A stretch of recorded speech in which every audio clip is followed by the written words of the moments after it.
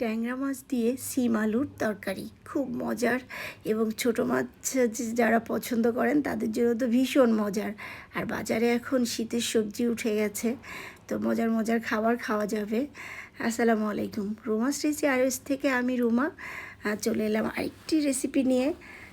তো আমি সরিষার তেল দিয়ে দিলাম, তারপরে তার ভিতর দিয়ে দিলাম পেঁয়াজগুলো বেরেস্তা করে তার ভিতর আমি জিরা দিয়ে ভেজে নামিয়ে রাখছি। আর এই যে আমার লবণ হলুদ মাখানো মাছ, এগুলো আমি ওই একই তেলে দিয়ে হালকাভাবে ভেজে নিচ্ছি।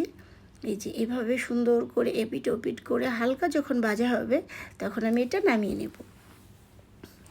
নামিয়ে নিচ্ছি আমি মাছগুলো।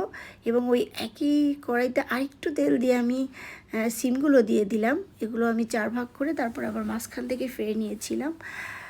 তো তার ভিতর আলু, তারপর পেঁয়াজ, রসুন, কাঁচামরিচ, হলুদ, লবণ সব কিছু দিয়ে আমি এখন এটাকে কষাতে থাকবো, তেলেই কষাতে থাকবো। কিছুক্ষণ ধরে আমি তেলে কষাবো, তখন চুলার আঁচটা কিন্তু একটু কমিয়ে রাখতে হবে, নইলে পুড়ে যাওয়ার চান্স থাকবে। তো হালকা করে কষলে কিছুটা এর ভিতর যখন হালকা পানি ছাড়বে, তো এটাই, কোনো পানি দেওয়ার দরকার নেই, তখন আমি এটাকে ঢেকে দেব অল্প সময়ের জন্য। ঢেকে দিয়ে এরপরে আমি দিয়ে দিচ্ছি আমার ঝোলের পানি। মানে এত ঝোল তো রাখবো না, এটা সিদ্ধ হওয়ার জন্য যে পানিটা লাগবে। এই যে এটা যখন বলক উঠে যাবে তখন আমি এই মাছগুলো দিয়ে দিচ্ছি, যেটা আমি হাফ ভাজা করে রেখেছিলাম। সেই মাছগুলো দিয়ে আমি আলতোভাবে একদম সব জায়গায় বিছিয়ে দেব। তো এরকম বিছিয়ে দেওয়ার পরে আমি যে বেরেস্তাটা নামিয়েছিলাম জিরা ভেজে ফোড়ানি, তো এখান থেকে আমি কিছুটা অংশ এখনই দিয়ে দেবো, যাতে সমস্ত তরকারির ভিতর এটা যায়।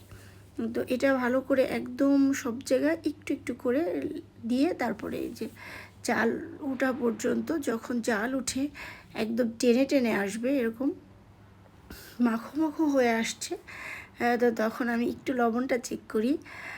লবণ ঠিক আছে, তাহলে আর দেওয়ার প্রয়োজন নেই। তো লবণটা চেক করা হয়ে গেলে এখন আমি বাদবাকি যে মশলাটা আছে, যে বেরেস্তা, সেটা আমি পুরাটা দিয়ে সব জায়গা ভালোভাবে দিয়ে আমি কিছুক্ষণ ঢেকে দিচ্ছি, যাতে ওই মশলাগুলো তরকারির ভিতর ভালো করে ঢুকে যায়। মানে বেশি সময় এখন আর দিতে হবে না, অল্প সময় ঢেকে দিলেই হয়ে যাবে। এবং এরকম একটা সুন্দর কালার আসলে, এবং আমি এতটুকু ঝোলই রাখবো, তখন আমি এটাকে নামিয়ে সার্ভ করব। আমি কিন্তু আজকে একটা মাটির পাত্রে সার্ভ করেছি, এবং এটি কিন্তু ভীষণ মজা হয়েছে মাশাআল্লাহ খেতে। গরম ভাত দিয়ে দারুণ। আর শীত এসে যাচ্ছে, শীতের সবজি দিয়ে সব কিছুই ভালো লাগে। Thanks for watching. আল্লাহ হাফেজ।